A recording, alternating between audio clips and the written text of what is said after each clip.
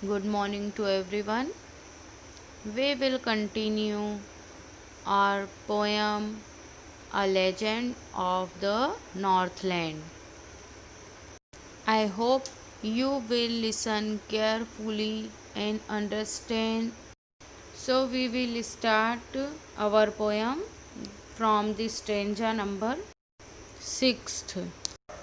And being faint with fasting, for the day was almost done. And being फेंट, फेंट means week, week होना। With fasting, पूरा दिन उन्होंने कुछ नहीं खाया था सेंट पीटर ने, और वह भूखे थे, और खाना नहीं खाने के कारण उन्हें वीक फील हो रहा था, कमजोरी फील हो रही थी। The day was almost done, मतलब पूरा दिन ख़त्म होने आ गया था, सुबह से शाम होने वाली थी। He asked, he means Saint Peter के लिए ही यूज़ किया गया है, हर उस वुमेन के लिए जो केक बेक कर रही थी, from her store of cake to give him a single one.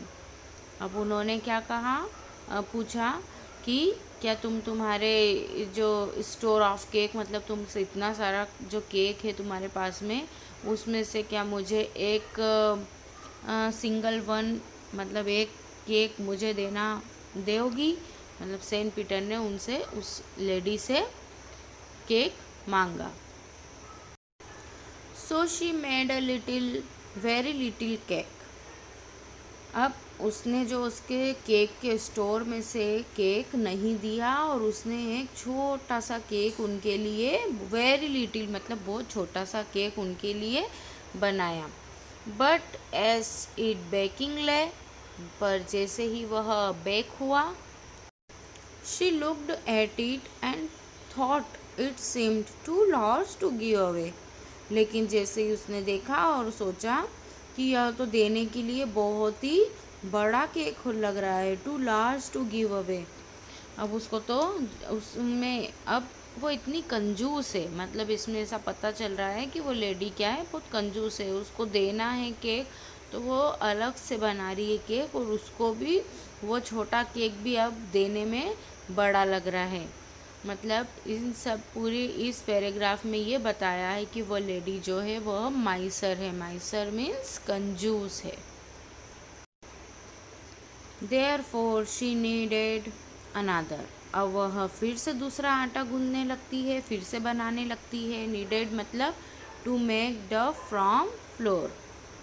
अब वो माइजर वुमेन थी, तो उसको ये लग रहा था कि जो मेरे केक का स्टोर है और जो दूसरा मैंने केक बनाया है वह भी बड़ा लग रहा है। उसने फिर से और छोटा केक बनाने की सोची। And still a smaller one, फिर से उसने बनाया छोटा।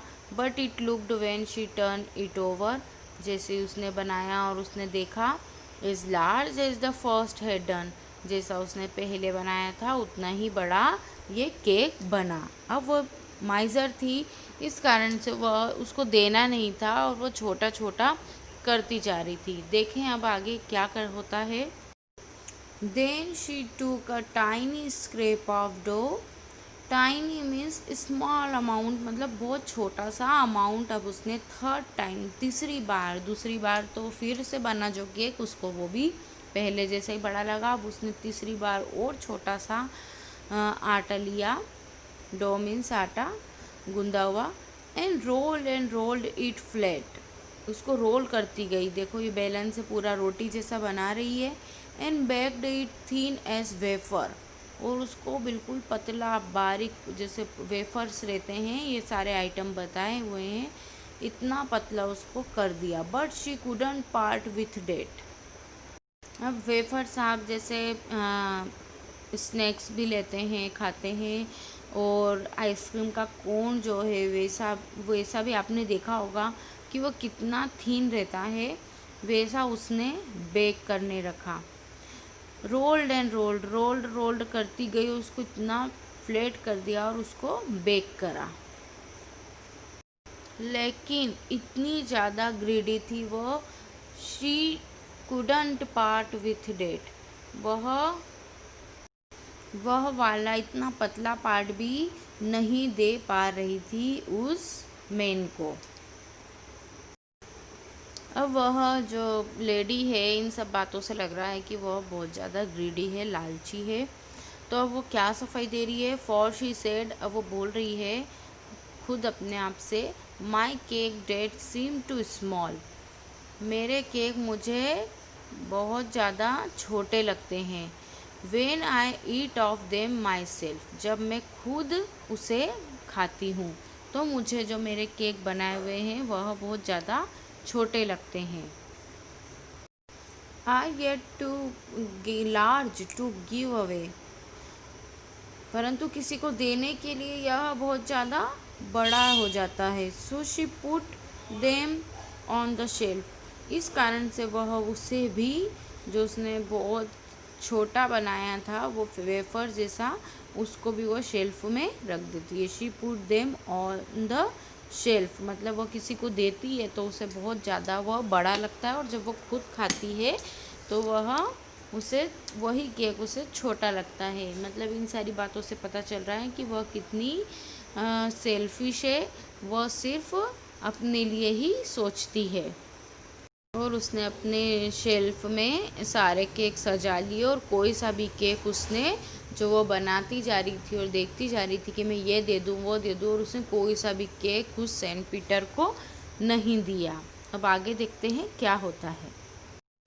Then good Saint Peter grew angry, अब जो सेंट पीटर थे वह उस वुमेन का वेट कर रहे थे कि ये अब मुझे केक देगी, अब मुझे केक देगी।